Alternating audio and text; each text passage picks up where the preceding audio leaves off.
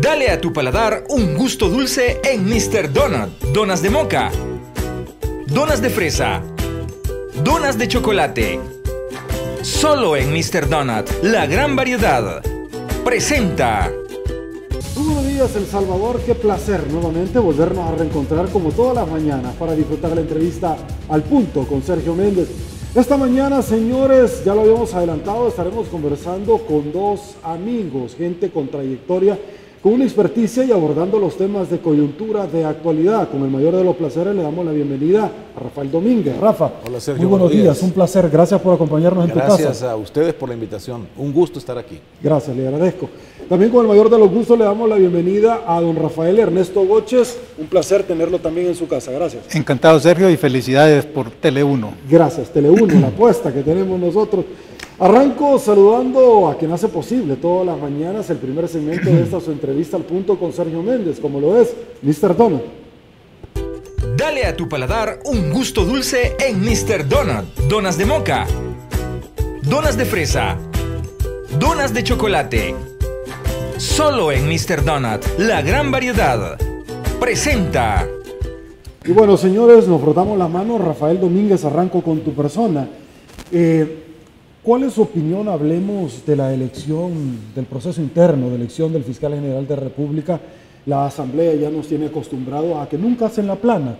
En la última elección se tardaron 4 meses, no, 4 meses adicionales antes de que la sala saliera, ya tenían toda la documentación. Entonces son 8 meses los que se han tardado deliberando para poder elegir a magistrados. La primera decisión, vamos a hablar de eso, de la que tomaron en Corte Plena más adelante. Sin embargo, hoy vemos nosotros que el listado se reduce a 14 personas que de pronto se fueron a enlistar y dan miedo. Unos dicen que reencarnan al demonio vendiendo escapularios, otros que solo Luis Martínez hizo falta que se fuera a inscribir desde el sector 9 de Mariona, ¿verdad?, para correr nuevamente como fiscal general. Lo cierto es que el papel de Douglas Meléndez ha sido respaldado por la comunidad internacional, pese a que el próximo año, de hecho, lleva $1 millón menos, no le dan lo correspondiente del impuesto a la telefonía celular, ha recuperado en el estudio que brinda $350 millones con la ley de extinción de dominio, de los cuales ayudaron a que no cayera el país en un segundo impago. Este año que estamos terminando vamos a hacer un recuento de los hechos más emblemáticos de este año. ¿Cuál es tu opinión del trabajo que se ha venido realizando versus el trabajo que nos dimos cuenta de Luis Martínez, que negociaba con la impunidad? Están las conversaciones que el periódico digital El Faro y Factum estableció entre Mauricio Funes, Tony Saca buscando impunidad y la declaración en probidad de él que recibía $15,000 mensuales. ¿Tu opinión? Bueno, Sergio, buenos días a la audiencia, a esta audiencia que se va a ir sumando a este esfuerzo.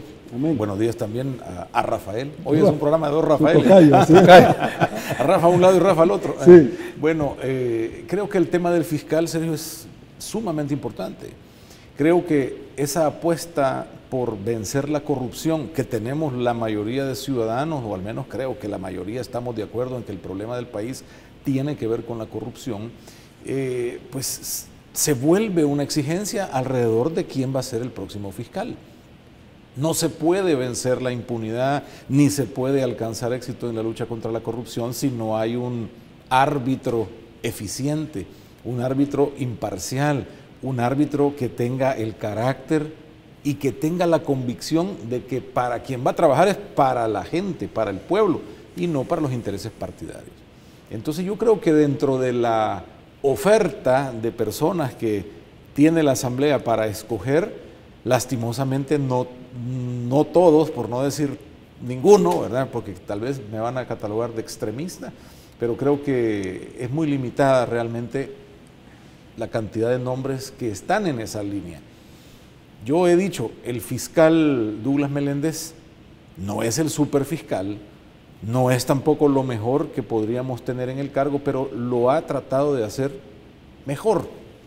Y yo creo que sería mejor para el país decantarse por reelegirlo y que la sociedad pueda presionarlo para que termine de hacer las cosas que medianamente se han empezado a hacer mejor. Porque te voy a decir, no habíamos tenido un presidente de la República preso, no habíamos tenido muchas cosas que este fiscal ha empujado, buenas y malas, hay aciertos y desaciertos, pero se ve que tiene por lo menos la gana, la honradez de hacerlo bien, y no se le ha conocido que tenga la mano empapelada o que alguien fácilmente lo haya movido a tomar decisiones políticas a conveniencia de partidos.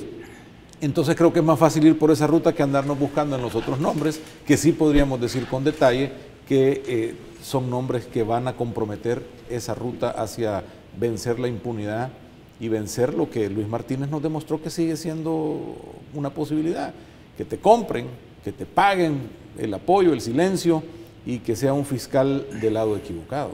A mí me preocupa mucho, te soy honesto, me preocupa muchísimo si no escogemos al fiscal que realmente haga el trabajo que hay que hacer. Perfecto. Don Rafa Goches, voy con la misma pregunta para usted, por favor. Yo creo que es fundamental consolidar la democracia o salvar la democracia con más democracia. En ese sentido, el fortalecimiento del Estado de Derecho y la institucionalidad en términos para la aplicación de la ley es fundamental para el país, y lógicamente que tanto la Sala de lo Constitucional como la Fiscalía General de la República juegan un rol sumamente importante. Y en ese sentido, yo creo que se han hecho esfuerzos con recursos limitados, pero que vienen retos importantes. Uno de ellos es la formación técnica especializada en términos de la persecución del crimen en términos financieros. Ahí está una discusión en términos del, valga la redundancia, del veto que se dio para la reforma de la ley orgánica de la Fiscalía relacionada con la unidad de estudios o de investigación financiera, y que está ahorita en manos de la Sala de lo Constitucional, dado de que hubo veto, pero está la discusión para ver si procede en términos de legalidad dichas reformas. Entonces, cuando uno ve esos esfuerzos, realmente lo importante, como decía Rafael, es también la continuidad o consolidación de un esfuerzo que se viene realizando, y que hay casos importantes sobre la mesa y que la población o la ciudadanía cada vez está más atenta, y que los políticos realmente han perdido muchos puntos con la ciudadanía en términos de que les cuesta hacer bien sus funciones. Vimos el caso este año del recurso que puso el IDUCA a través del padre Tojeira en términos de el incumplimiento en términos de las funciones de los diputados, porque creo que fue a los 84 diputados el recurso. Y lógicamente eso está haciendo despertar a la ciudadanía cada vez más, y el rol, la presión social, la Contraloría Social es un elemento sumamente importante en los próximos años. Ahora, algo que acaba de mencionar don Rafael, Rafa Domínguez, que es importante, y es que la Sala de lo Constitucional, las primeras acciones que tuvo al reunirse en Corte Plena es poner un cerrojo a la posibilidad de conocer las deliberaciones con relación a la solicitud de dos tribunales, particularmente el Juzgado Séptimo de Instrucción de San Salvador, en la extradición de Mauricio Funes. Es algo complicado por cuanto la Sala está conociendo sobre las reformas del GAFIC y el veto del presidente. El no haber realizado las reformas del GAFIC en su momento ha traído como aparejada consecuencia que el país caiga en una categoría de paraíso fiscal y todas las implicaciones que ustedes saben que eso trae. Pero adicionalmente el que ya no compartan información de 60 casos, entre los cuales se ve favorecido el caso de Mauricio Funes. Pero adicionalmente también el que los empréstitos como país y a los salvadoreños, los bancos, sean mucho más caros. Es decir, ¿cuál es tu opinión de esto? Porque se espera mucho de esta sala cuando la anterior puso muy alto el piso. Pues yo quisiera pensar, porque hay que darles la oportunidad, pues, ¿verdad? No podríamos de una vez decir esto no está bien, pero yo quiero pensar que están tomando decisiones alrededor de cumplir de la mejor manera las cosas. Y lo digo porque no necesariamente el hecho de cerrar un poco a la opinión pública o cerrarlo a la opinión pública significa que algo malo está sucediendo. Creo que también, si en algo hay que corregir un poco de lo hecho por la sala anterior, es que las salas y los jueces realmente no deben ser entes mediáticos, sino que se supone que hablan sus sentencias por ellos. Pero hemos ido acostumbrándonos a que tenemos una sala y jueces que van a los medios para tratar de explicar o de mejorar su percepción sobre las decisiones que han tomado. Pero yo creería que aquí hay que darle la oportunidad, y si es esto de mejorar, no ser tan mediático, para bajarle presión a los casos y que no sean de juicio público primero, sino un juicio con las de la ley, que es la que ellos tienen que manejar, yo diría, estamos pues para darles ese beneficio de la duda. Pero yo, Sergio, estoy claro en que esta sala no puede dejar de ver lo que logró la sala anterior, en términos, como tú lo dices, el rasero alto, y lo que tiene que hacer no es bajarlo, es al contrario, sostenerlo o incluso mejorarlo en beneficio de los ciudadanos. No me ha gustado algunas declaraciones ya de algunos de los jueces al referirse a que hay que ir a buscar las resoluciones anteriores y ver qué les cambian. O sea, ya me hace pensar a mí que hay ahí por lo menos uno o dos personajes de esa sala con otras intenciones, con una agenda que no es la que por efecto propio debe tener la sala, que es a petición de ciudadanos, no se mueve nada, ¿verdad?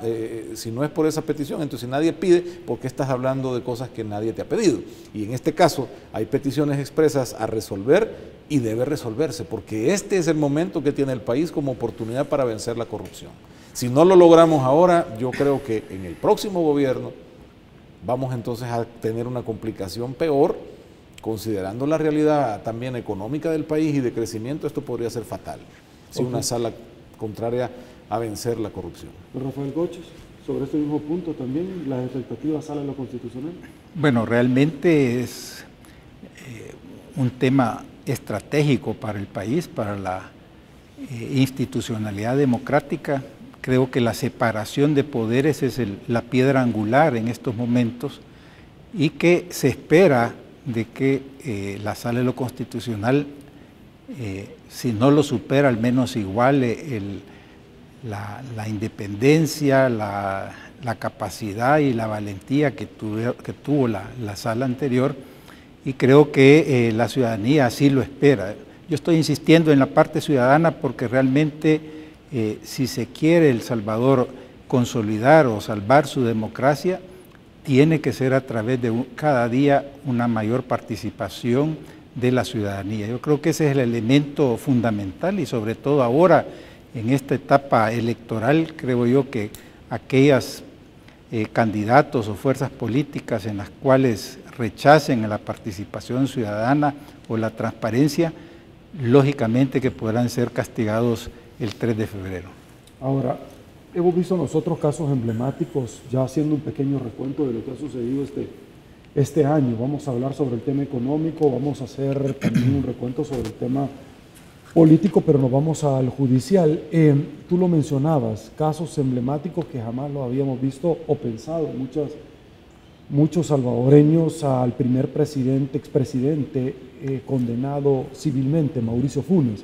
El primer presidente reo confeso, condenado penalmente, el señor Elías Antonio Saca, pero además de eso, sin derecho, como fue la negociación, a una apelación, y tampoco el delito de lavado de dinero permite ningún tipo de prerrogativa como media pena o las 2/3 partes. El primer ex fiscal general de la República procesado, gente que ha estado ligada al narcotráfico procesado, etcétera, casos de enriquecimiento ilícito, diputados también que han sido procesados. Estamos avanzando. ¿Qué podríamos perder realmente? El órgano judicial está respondiendo a las expectativas, y te pregunto sobre el órgano judicial porque todos los años se lleva la presea número 1 del Departamento de Estado de los Estados Unidos como la institución más corrupta de este país. ¿Tu opinión? Mira, uno puede tomar de esto, como lo has dicho, un ejemplo de que se puede vencer la corrupción, que se puede ir a quienes están cometiendo los actos de corrupción. Pero cuando vemos los hechos emblemáticos, que los has mencionado, pero abajo de eso o en paralelo hay un listado de 20 o 30 posibilidades más que no se mueven, entonces tú decís, es muy poco el avance, porque nos está dando un dulce nada más. Entonces, o qué es lo que está pasando que con este caso, bueno, como es un expresidente ya logramos la máxima. Yo creo que no es así. Cuando en ese listado de 20 o 30 casos, tú sabes que están otros personajes, otras representaciones políticas, está una cantidad de personas que podrían estar cometiendo esa corrupción en El Salvador y que no pasa nada. No pasa nada, la misma Corte parece que los protege o que los mismos partidos políticos están usando estas elecciones de segundo grado para protegerse, y que qué pena que desde afuera te diga Estados Unidos, el embajador de Gran Bretaña, o sea, que todo el mundo desde afuera te esté diciendo, miren, hagan las cosas bien, como que al final avanzamos pero muy poquito. Así lo veo yo. Ok, don Rafa, ¿cómo lo ve usted? Bueno, yo creo que esta es una corriente internacional y que en el año 2018 se ha visualizado claramente. Aquellos políticos que han ofrecido aplacar la corrupción y el crimen son los que han sido premiados electoralmente. No importa la ideología, porque por una parte tenemos a López Obrador en México y por otra parte a Bolsonaro en Brasil, de corrientes ideológicas totalmente distintas, pero en el fondo ambos ofreciendo el ataque a la corrupción y el crimen. En ese sentido vemos un marco internacional favorable para el combate a la corrupción, aunque también tenemos el caso de la CICIG en Guatemala, en la cual en los últimos meses del año se dio el caso de que el presidente de Guatemala le prohibió la entrada al país al jefe de la CICIG, aun cuando tenía la aprobación de la Corte Constitucional de Guatemala. En ese sentido, hay señales también de que cuando llegan a ciertos límites, también hay una reacción de diferentes actores que se benefician de la corrupción, que hacen o luchan por mantener el status quo. O sea que tampoco no es nada fácil en términos de los países centroamericanos, pero que en el fondo lo que se sale al descubierto o a flote es la importancia de la institucionalidad. Yo creo que mientras los salvadoreños estemos pensando en los superhéroes o que va a llegar a alguien a solucionar así por arte de magia los problemas, sí. No, son las instituciones las que tienen que ser fortalecidas. Aguánteme un ratito, vamos a hacer pausa, volvemos. Dale a tu paladar un gusto dulce en Mr. Donut. Donas de moca, donas de fresa, donas de chocolate. Solo en Mr. Donut, la gran variedad. Presentó.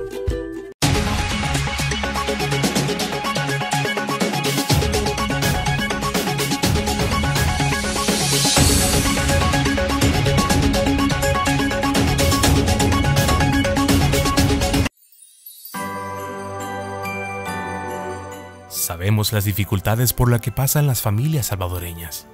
Desde ya, estamos haciendo un gran trabajo por todo el país, sentando las bases del futuro, porque aún hay esperanza.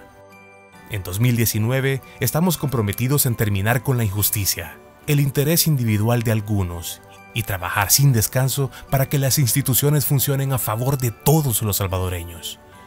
Cercanos a nuestra gente y al servicio de todos, construiremos un país con dignidad humana e igualdad de oportunidades. Feliz Navidad y un próspero año nuevo para toda la familia salvadoreña. Incansable y trabajadora, ustedes hacen la diferencia en nuestro país. Democracia salvadoreña. Cualquier momento es perfecto para dejarse llevar por una rica tentación. ¡Nieves! Puede venir en muchísimos sabores. Banana hawaiana. Tan natural como la fruta. Banana split. Increíbles mezclas. Cake helado. Cappuccino. Hay una gran variedad de especialidades. Sundays. Puedes escoger la que más te guste. Y disfruta una tentación bien helada. Boston Premium Ice Cream.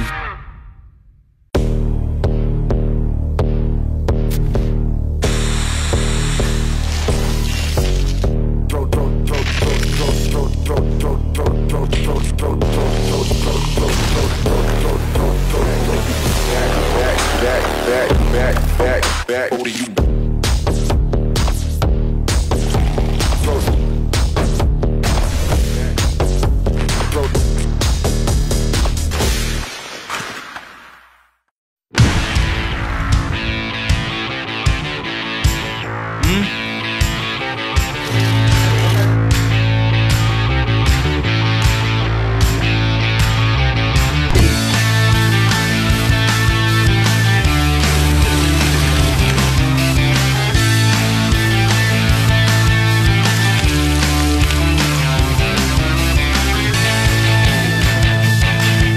Mr. Donut, la gran variedad. Este segmento es gracias a Democracia Salvadoreña, una nueva forma de hacer política en El Salvador.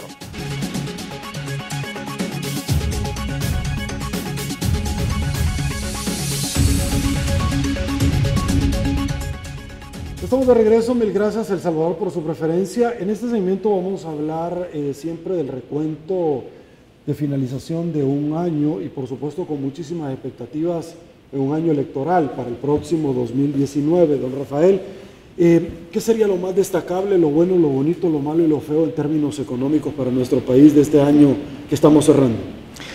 Bueno, efectivamente hay algunas señales. Empezamos el año con una noticia que tiene una repercusión económica, como fue el anuncio de la cancelación del TPS, que representaba o representa incertidumbre para cerca de 190,000 salvadoreños.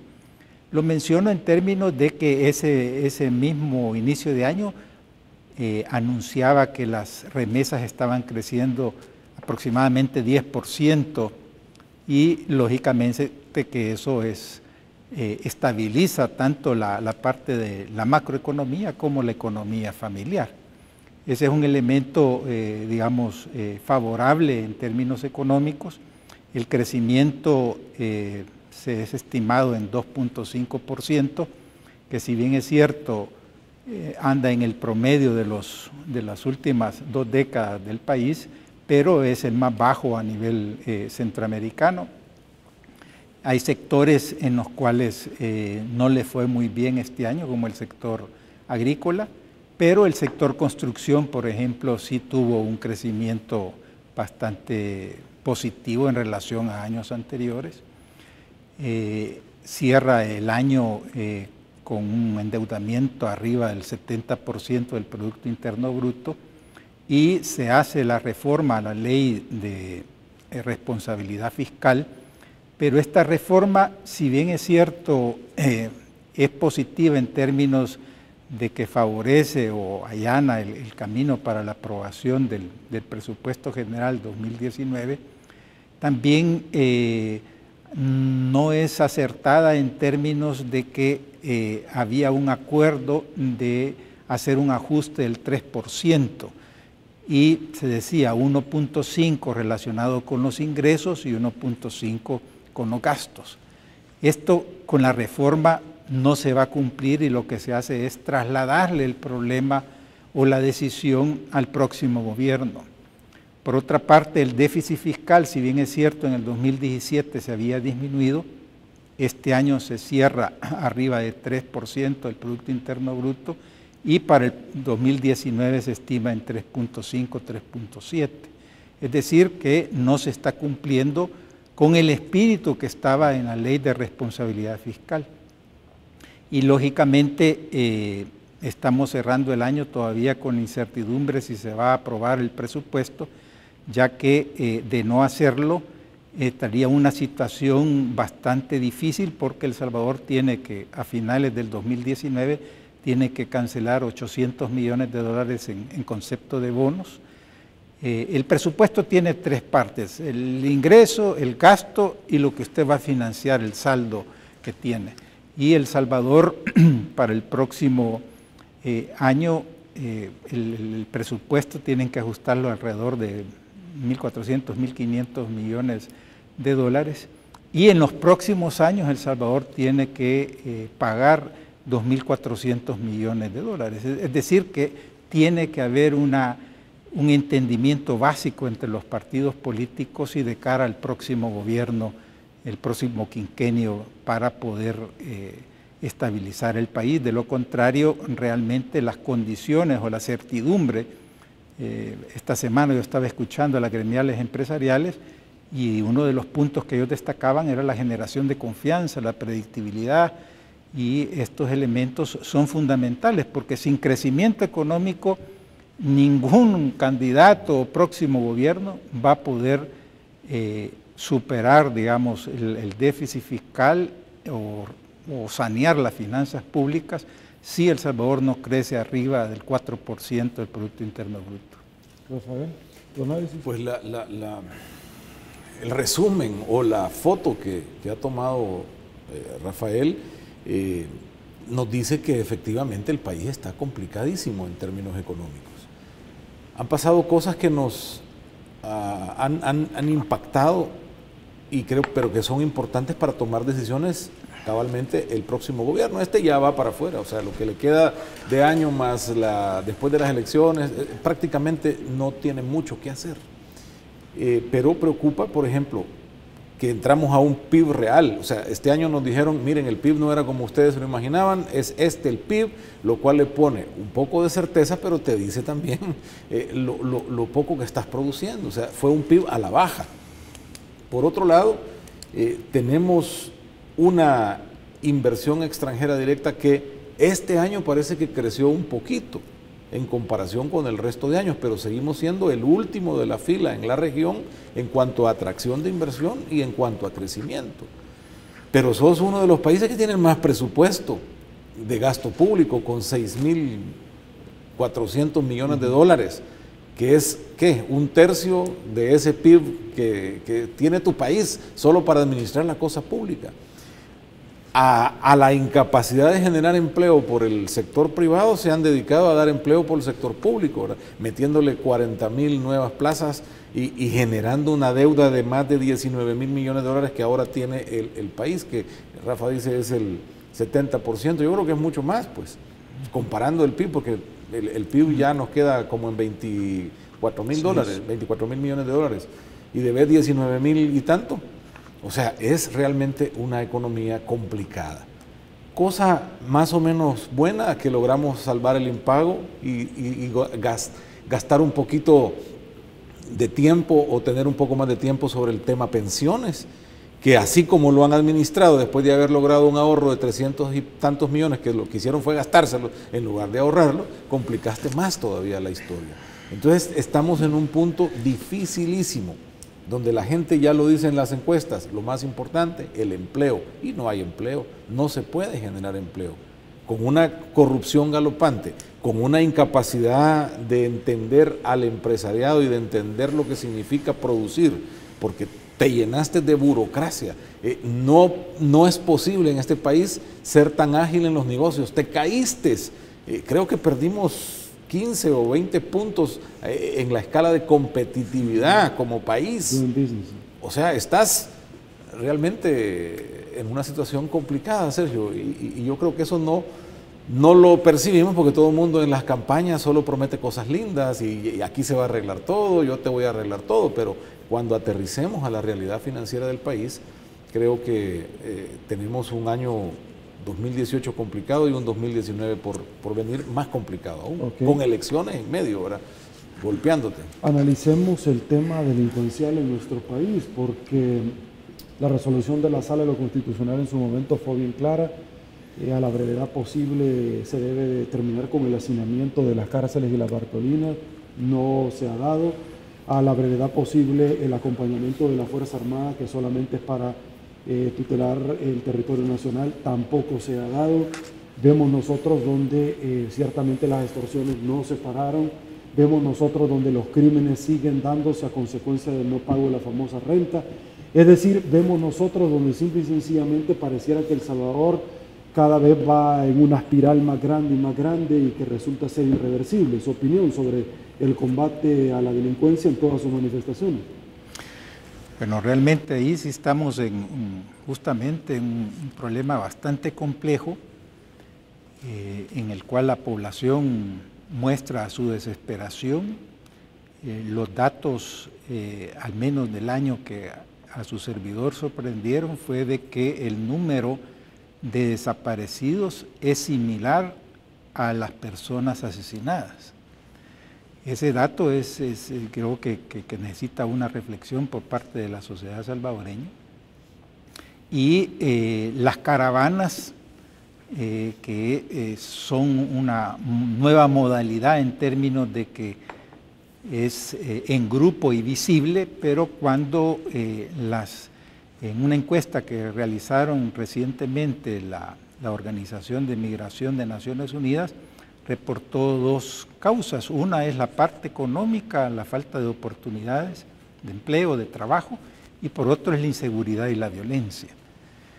En lo que es la parte de inseguridad, realmente el problema de fondo que está es la pérdida del control territorial. Y realmente lo que se está observando por parte de los candidatos presidenciales son planteamientos bastante generales, pero que en el fondo no concretizan en términos de la estrategia de cómo lo van a hacer. Creo que allí sí es un tema sumamente delicado por cuanto la presión, hago la relación con la parte migratoria porque nosotros ha habido una válvula de escape en todos estos años que es la emigración.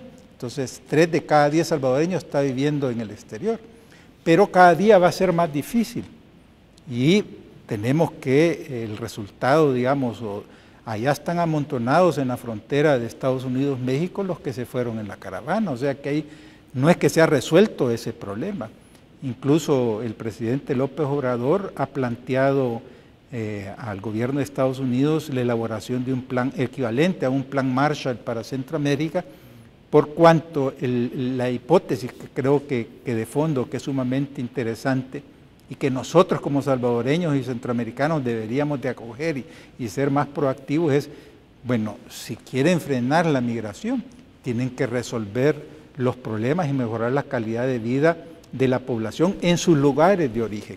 Eso se llama desarrollo local. Yo realmente no he escuchado ese planteamiento así claramente por parte de las propuestas, porque todos hablan le pongo el caso de prevención, pero el tema de fondo de prevención es que lo siguen relacionando dentro del tema de seguridad pública, no dentro de la política social. Entonces, si usted no relaciona la prevención con la política social, realmente no está hablando de llevar y de mejorar los servicios de educación, de salud, de saneamiento en las comunidades, en las localidades, y eso se llama desarrollo local. Entonces, todo sigue girando alrededor del tema de seguridad pública y, lógicamente, que todos los ejemplos que se dan a nivel internacional en términos represivos no han solucionado el problema. Por lo tanto, yo creo de que es un tema que incluso me da la impresión de que no lo quieren abordar en su integralidad, seguramente porque en el fondo está la cuestión electoral, ¿verdad? Por cuanto hay muchas comunidades en las cuales las poblaciones no tienen libertad de movimiento, incluso hay zonas o cantones o barrios en los cuales la misma autoridad le cuesta entrar si no es a través de operativos policíacos militares. Entonces, y ahí son miles de votos los que están en juego. Por lo tanto, yo creo que hay cierta prudencia, llamémosle, en términos de no abordar esa temática por cuanto prevalece la desesperación de la gente a quienes ofrezcan represión y que ya van a poner orden ahí, que van a llegar las tanquetas y todo eso. La gente en la desesperación no lo acepta, pero lógicamente todos sabemos de que ahí lo que se ha perdido es el tejido social.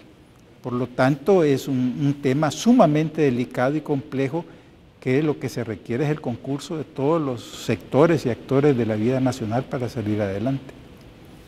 Rafa Domínguez. Yo, Sergio, creo que el tema sigue siendo un error de enfoque, porque todo el mundo nos lleva, como dice Rafa, en el tema electoral, a ofrecer soluciones instantáneas y que todo el mundo entiende como fáciles. Sí, aquí hay violencia porque no hay una policía buena, dura, y nos ofrecieron mano dura, súper dura, etcétera. Pero el enfoque sigue siendo equivocado cuando pretendemos desarmar con un elemento una cuestión que tiene que ver con muchos más elementos. ¿A qué voy?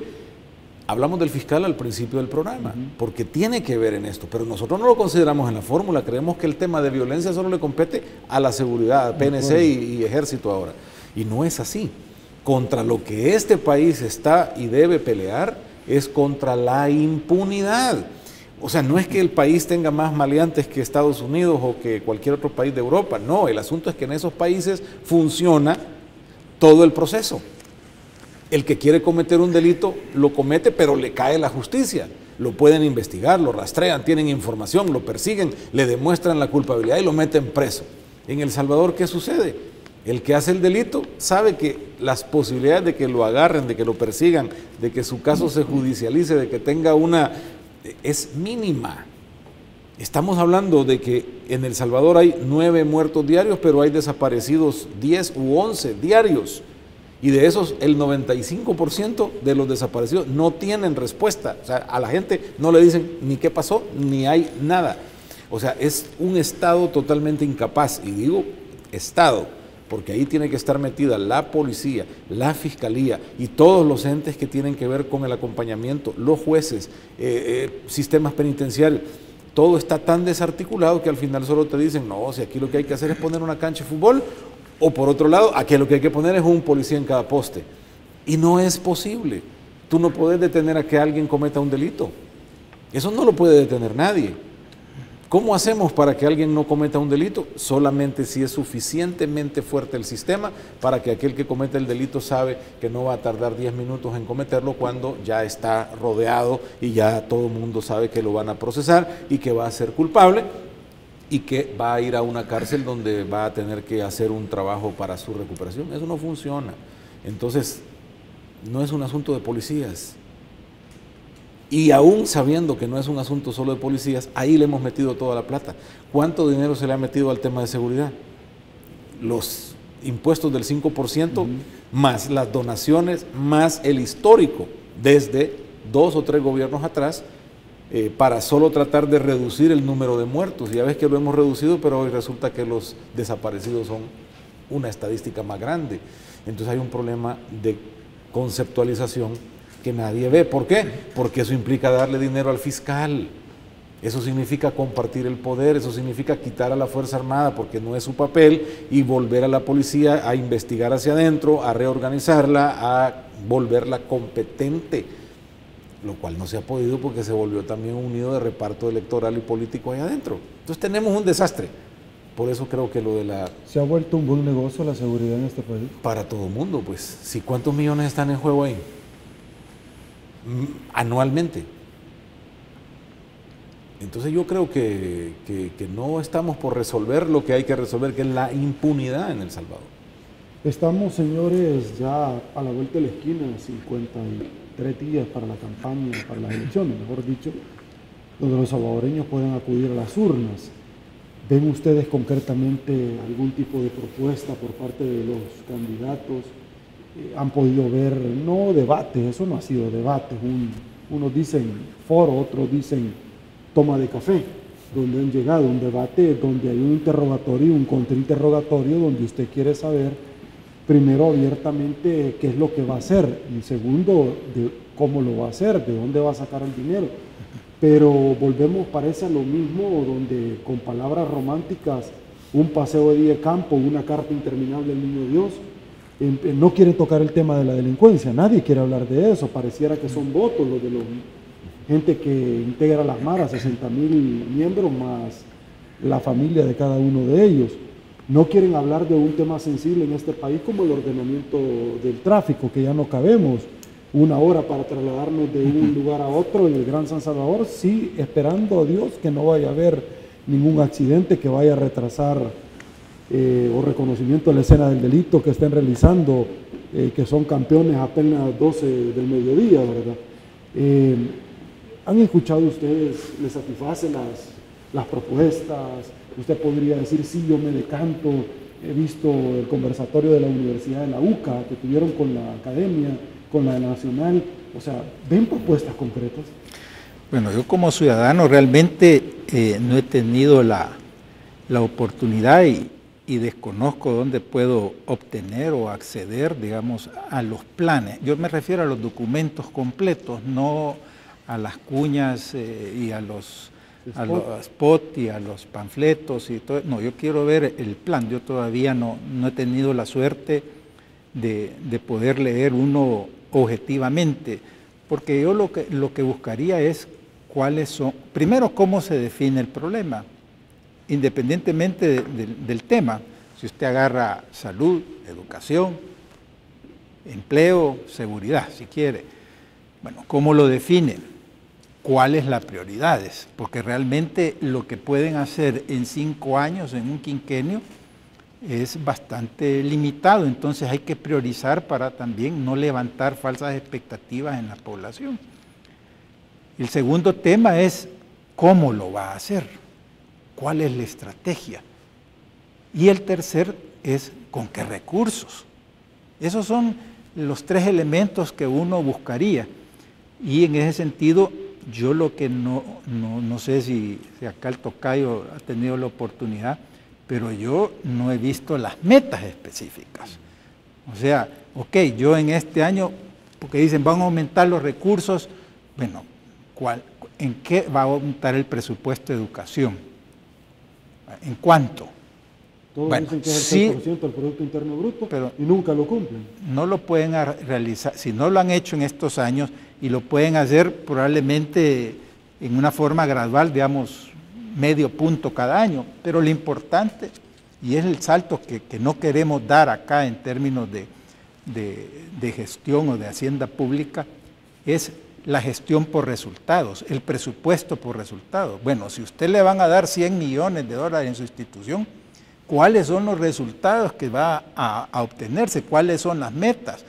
¿Cuáles son los indicadores que va a haber seguimiento? ¿Cuáles son los medios de verificación? De tal manera que pueda haber una Contraloría Social. A esos temas yo creo que, o a ese nivel en su pregunta, Sergio, realmente yo no he tenido la suerte ni la oportunidad de poder ver eso en ninguna de las 4 ofertas o candidaturas presidenciales. Probablemente existan, yo francamente no las desconozco y realmente ya estamos en Navidad, Año Nuevo, ya viene nada más, prácticamente solo quedaría enero y por lo tanto uno ve los planteamientos muy generales y sin ningún grado de concreción. Para mí uno de los elementos fundamentales, yo creo que una vez anterior que usted gentilmente me invitó a su programa, Sergio, yo le hice referencia de que yo miraba que estas elecciones se definían en 2 segmentos de la población. Uno es la clase media urbana y los otros son las personas mayores de 40 años de edad. La clase media es la que más está pagando y ha sentido los impuestos. Por lo tanto, es la que tiene mayor expectativa en términos de recibir servicios y mejorar su condición de vida. Y las personas arriba de 40 años, que de acuerdo al padrón electoral representa cerca del 50%. O sea que ellos van a definir. No es cierto que esos son los jóvenes, son los mayores de 40 años para arriba. Y estas personas son personas con mayor criterio, con madurez. En ese sentido, la comunicación a mí me extraña que no va dirigida a esta población. Entonces es más de un carácter más emotivo. Por lo tanto, al ser más emotivo es más mediático. Por lo tanto, creo yo que los esfuerzos, los estrategas, yo desconozco pues, pero supongo yo que los expertos en cuestiones electorales van buscando conseguir el voto.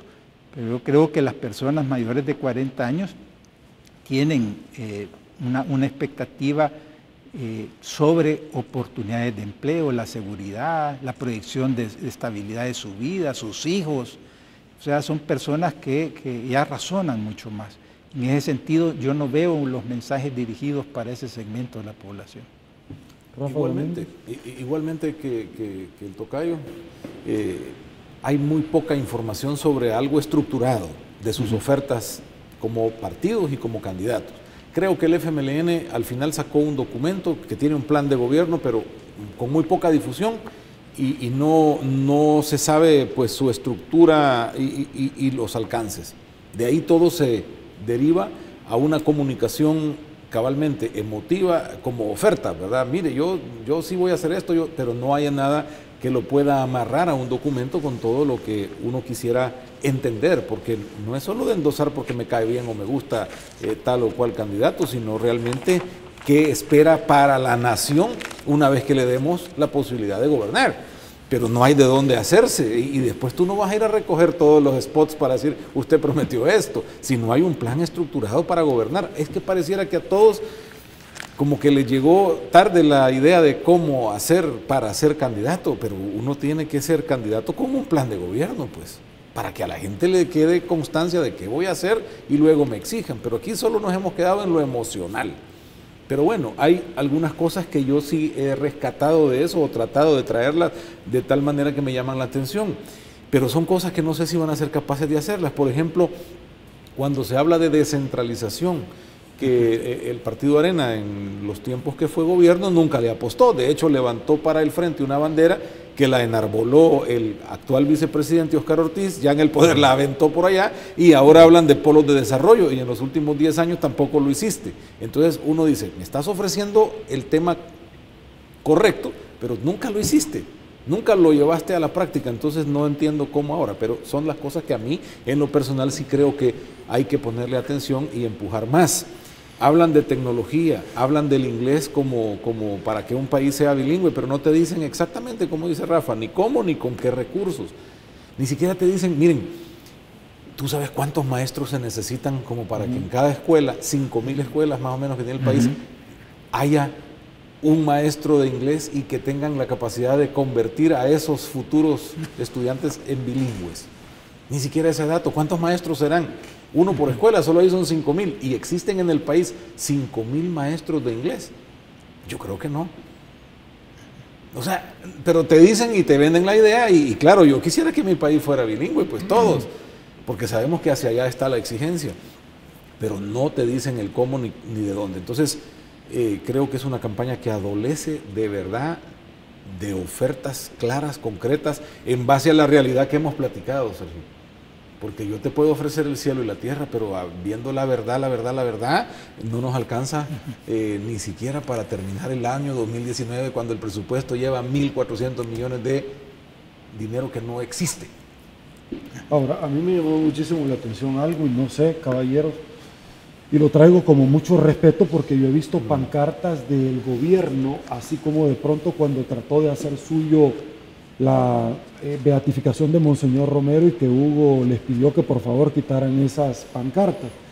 Me ha llamado muchísimo la atención ver estas vallas publicitarias donde sacan la represa del Chaparral como un logro y es símbolo de la corrupción en este país.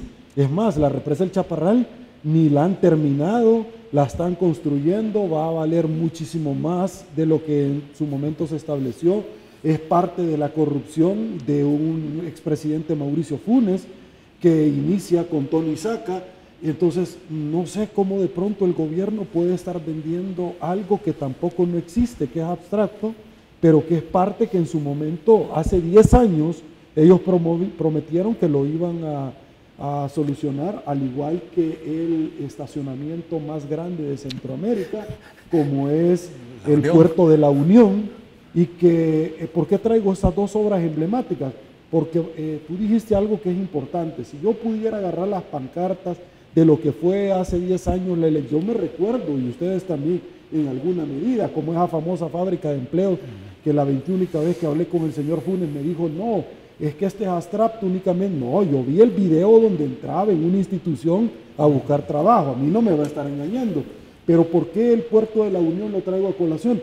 Porque vemos cómo la embajadora NEMS en nuestro país de los Estados Unidos dice, es tan poca la transparencia que la empresa gringa que pretendía ingresar, mejor se retiró y dijo, yo ahí no estoy participando, ¿cierto? Entonces, yo no sé qué piensan ustedes de estas dos obras que resultaban realmente una oportunidad y que al final, luego de 10 años, así terminamos. ¿En qué? En nada.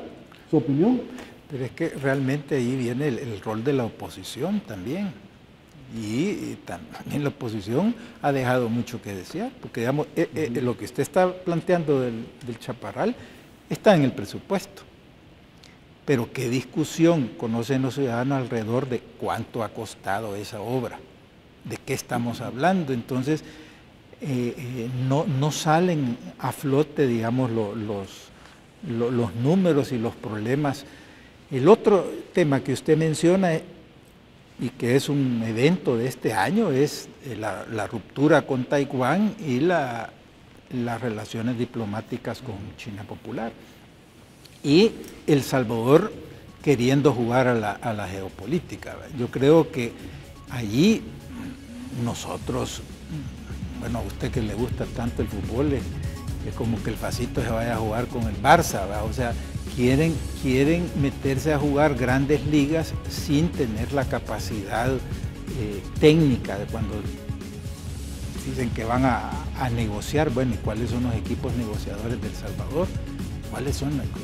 Muéstremelos, pues, ¿qué estamos negociando?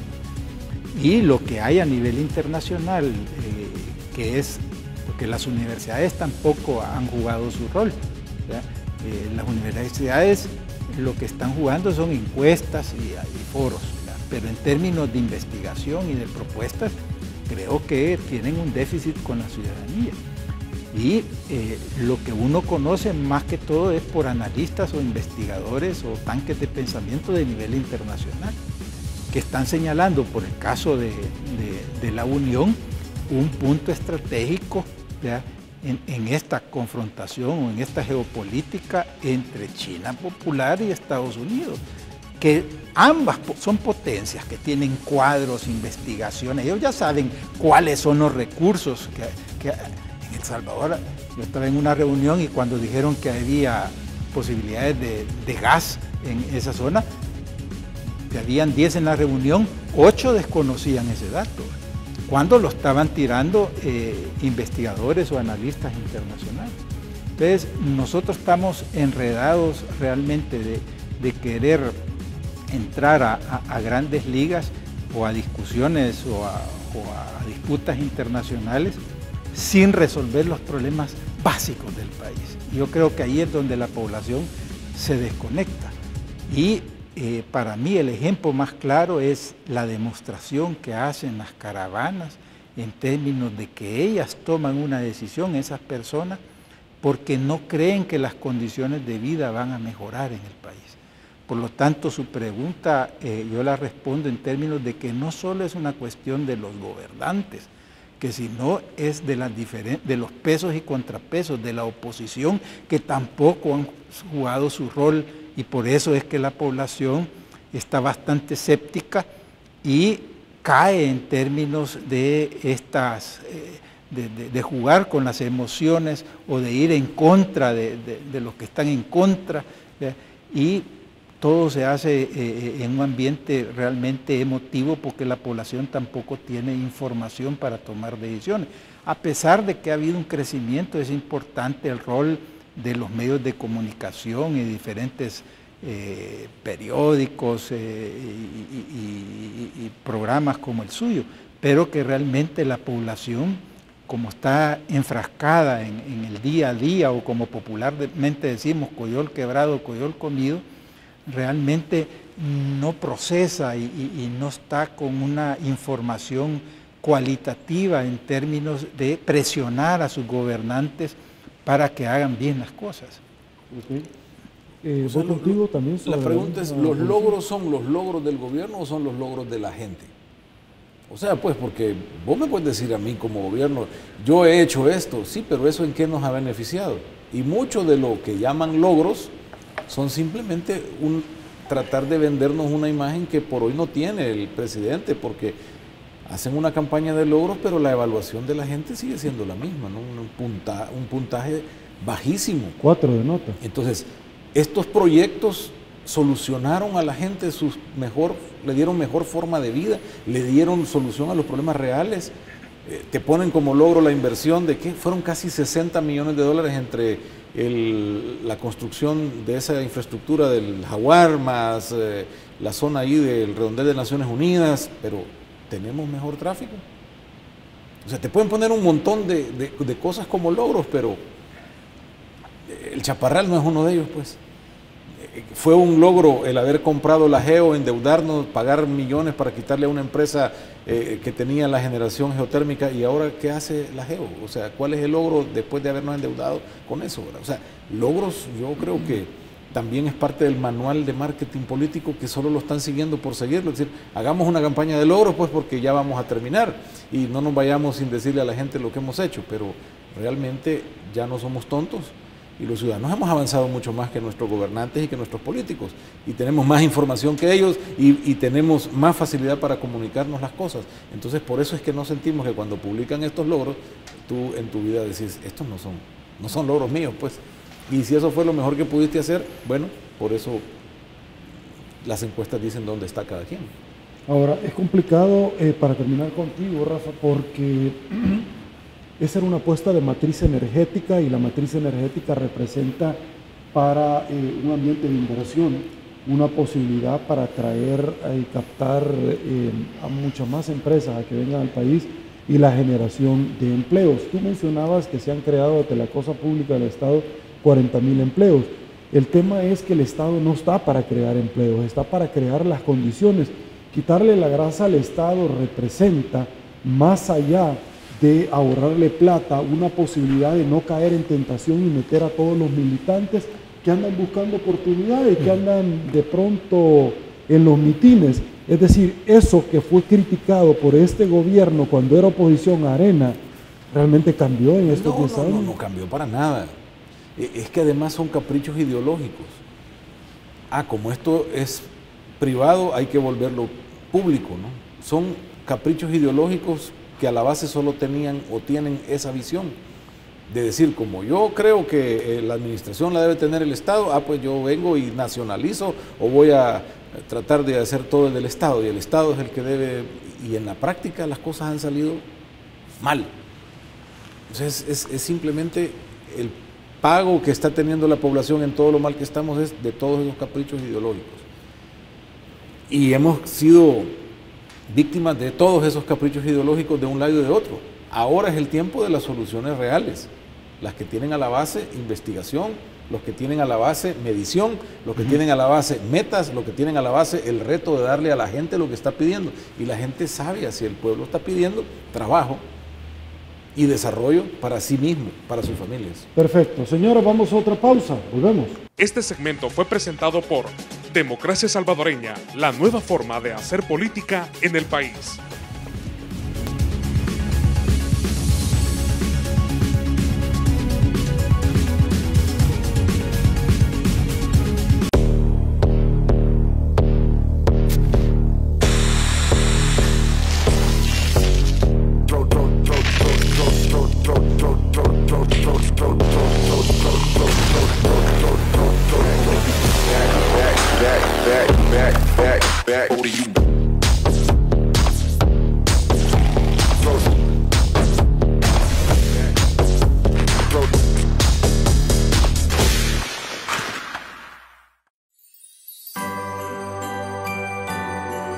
Sabemos las dificultades por las que pasan las familias salvadoreñas. Desde ya, estamos haciendo un gran trabajo por todo el país, sentando las bases del futuro, porque aún hay esperanza. En 2019, estamos comprometidos en terminar con la injusticia, el interés individual de algunos y trabajar sin descanso para que las instituciones funcionen a favor de todos los salvadoreños. Cercanos a nuestra gente y al servicio de todos, construiremos un país con dignidad humana e igualdad de oportunidades. Feliz Navidad y un próspero año nuevo para toda la familia salvadoreña. Incansable y trabajadora, ustedes hacen la diferencia en nuestro país. Democracia Salvadoreña.